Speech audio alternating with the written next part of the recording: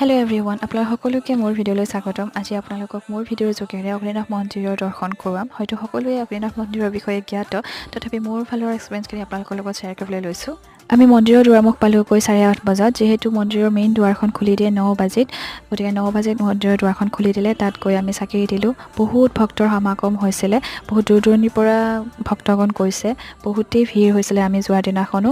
আৰু তাত যিহেতু ভাবা কথাবোৰ হ'লে বুলি শুনিছোঁ, আৰু বহুতে এনেকুৱা কৈছে সন্তান লৈ, মানে যোনবিলাকে তাতে ভাবি কিনে সন্তান প্ৰাপ্তি হৈছে, তেনেকুৱা সন্তান লৈ কিনে তেখেতৰ আশীৰ্বাদ ল'বলৈ গৈছে, সেনেকুৱা সন্তানো আমি দেখিবলৈ পাইছোঁ।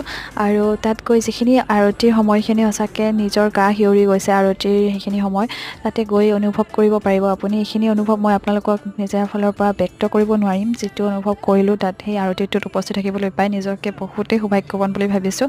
গতিকে আপোনাক সকলোকে মহাদেৱে আপোনালোকক আশীৰ্বাদ